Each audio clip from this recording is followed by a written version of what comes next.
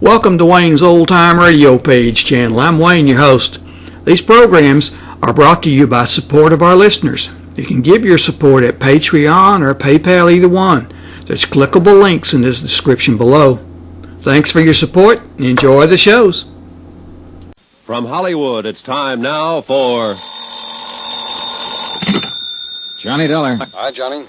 Andy, I saw George Foley. I wasn't able to make him change his plea. Well, it was a good try, Johnny. Jury's still out? Yeah, that means they're arguing all the technical evidence. I was just thinking. No one really believes we'll get Arnold Bennett. What do you think? I think we will. I know we will. Well, if we can get Foley, we can get Bennett. Hey, wait a minute. Hey, the jury foreman just sent for the bailiff. I'll be right there.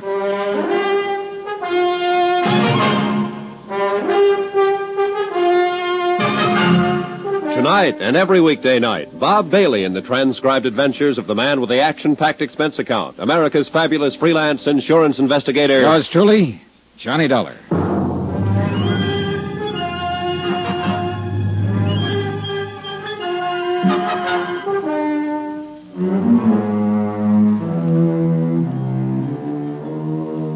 Expense account submitted by Special Investigator Johnny Dollar to the Four State Fire Insurance Corporation, 4065 Spear Boulevard, Hartford, Connecticut.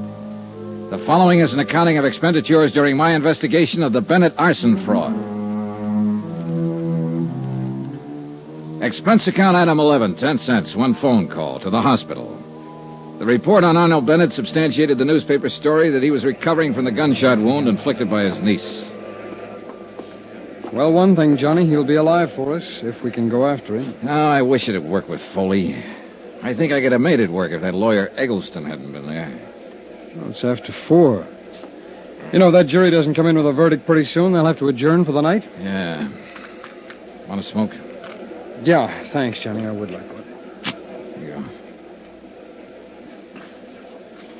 Thanks. Hey, they're coming back in. Oh, yeah. Come on. It's stuffy in this courtroom. Isn't it? Yeah. Excuse me. Court is now in session. Be seated. Has the jury reached a verdict in the case of the state versus George Foley? We have, sir. Will you please read the verdict in this court?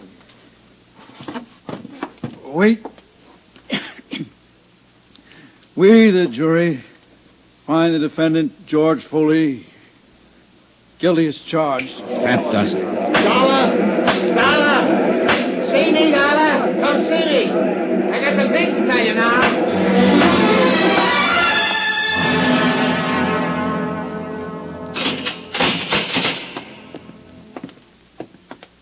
Who's this with you, Dollar?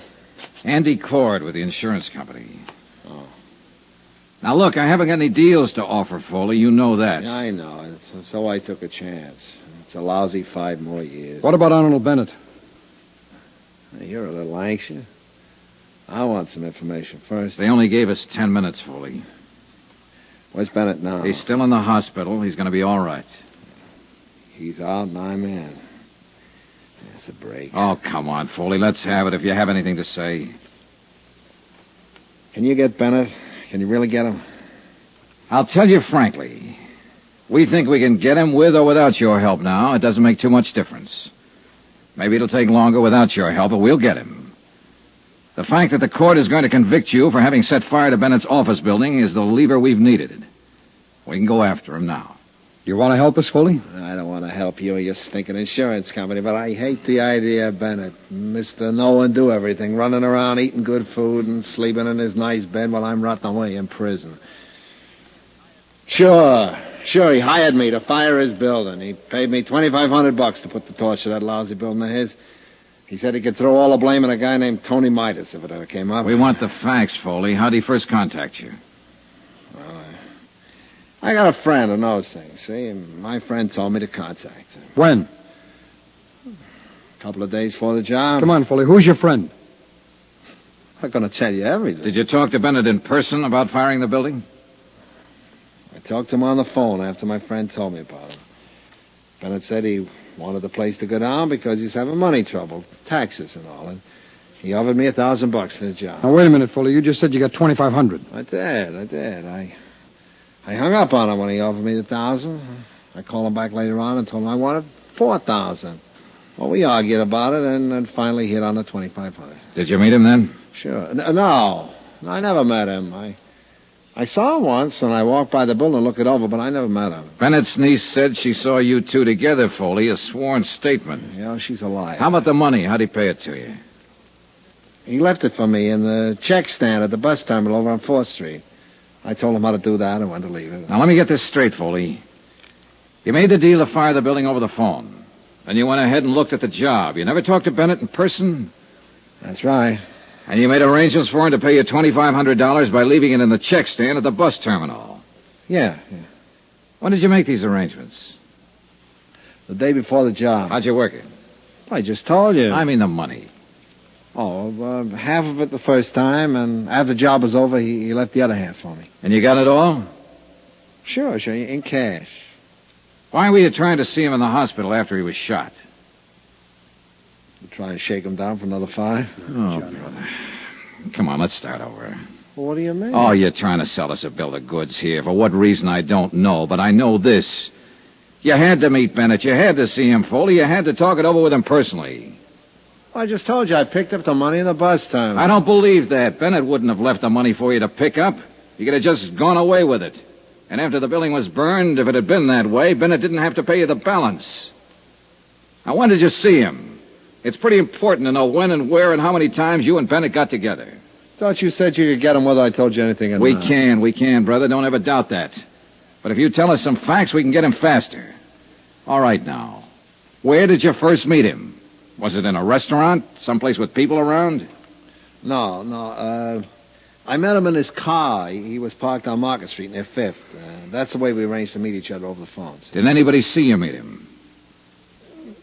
People on the street, I guess. When did this meeting happen? Night I torched this building? He paid you then? Yeah. The whole $2,500? Yeah, all of it. What'd you do with the money? Never mind. You still have it? Never mind. Oh, this is a waste of time. You aren't telling us anything. Well, why should I? Well, why'd you call us here if you didn't have anything to say? Well, I'm saying something. You guys aren't listening.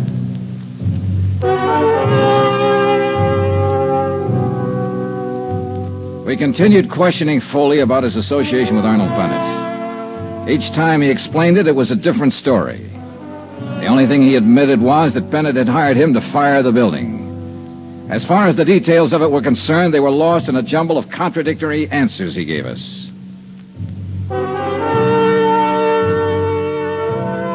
Expense account item 12, $5.60 dinner for Andrew Cord and myself. The next morning, we returned to the Hall of Justice to question George Foley once more. All right, Foley. Now, how much did you say Arnold Bennett paid you for the job? $1,000. You told us $2,500 one time. Another time you said $5,000. Now, come on, what was it? $1,000. And when did he pay you? Right after I fired the building. I met him right afterwards down on the street in his car. He asked me if it was all set, and I told him to listen for the sirens. Well, pretty soon, somebody put in the alarm, and the fire engines come out. He paid me then, all right. The place was 3/4 gone by that time. He knew I did a good job. Where was this you met him now? A couple of blocks from the building. Did anybody see you together? No. Where did you telephone him from? From my The place? same night you started the fire? Yeah. And he brought you the money that night, and you cased the building that night, and you started the fire. All this in one night. Hey, you got it now. That's the ticket, boys.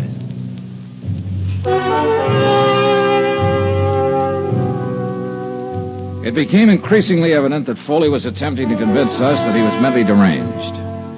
In spite of the fact that he'd already been tried and found guilty and was slated to appear at 10:30 the following morning for sentencing. It's an old trick, and with arsonists, where sanity is questioned from the beginning, a good one.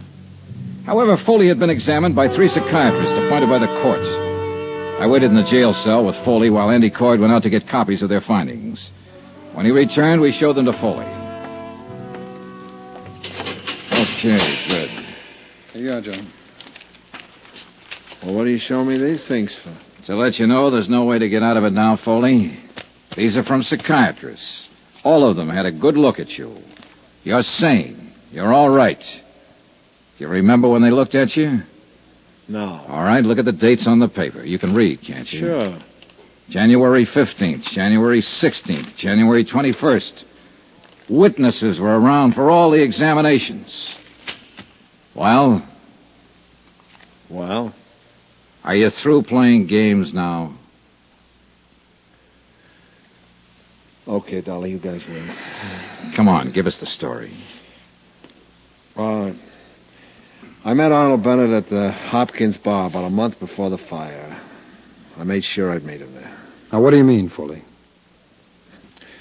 Well, I've been setting fires for a living for a long time now. I always have a list of people like Bennett who could use a fire. They get around. I knew he was in trouble 4 or 5 years ago with the income tax people. They sent a guy to prison for cover-up. Tony Midas. Yeah, it's Tony Midas. I figured he'd be needing another one pretty soon, so we had a drink. I brought it up. Who paid for the drinks? He did. Who saw you together? The bartender. His name is Alfred. There was a maitre d' there, a couple of people at the tables. I put the proposition up to him. How'd he like to have his building burnt down and collect his $500,000 to get himself out of trouble? Well, he said he'd like that fine. I told him it cost him $5,000 in advance. He said he couldn't raise that much, but he did manage to get $3,500 together. I took it, and I did the job. What'd you do with the money? I still got it. Where? It's not going to do me any good now. I buried it in a gallon can in a vacant lot over by the tower. I could show you where. Okay. We'll get you to do that. Swell, I'll be glad to. Hey. What? I can send Bennett up the same way you're sending me up. Huh? I can testify against him at his trial.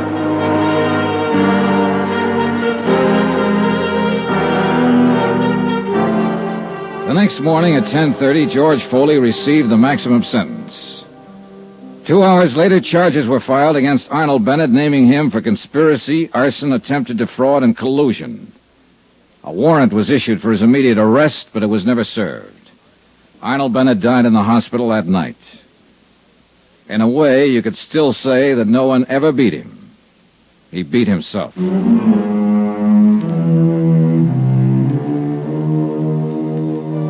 Expense account item 13, $87.50, hotel and board in San Francisco. Item 14, another $125, transportation back to Hartford. Item 15, $35, miscellaneous. Expense account total, $1,440.37. Remarks? Nothing. Yours truly, Johnny Dollar.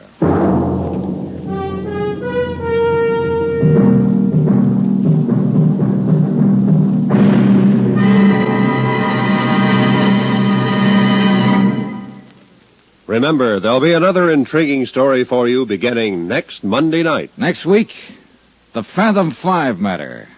Death on the high seas. Join us, won't you? Yours truly, Johnny Dollar.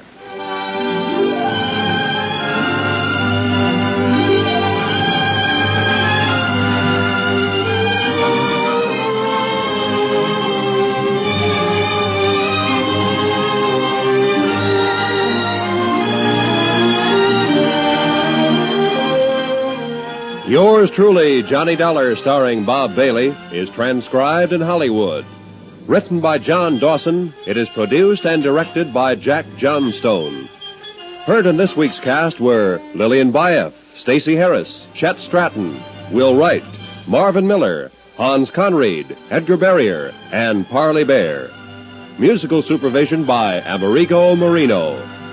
Be sure to join us on Monday night, same time and station, for another exciting story of yours truly, Johnny Dollar. This is Roy Rowan speaking.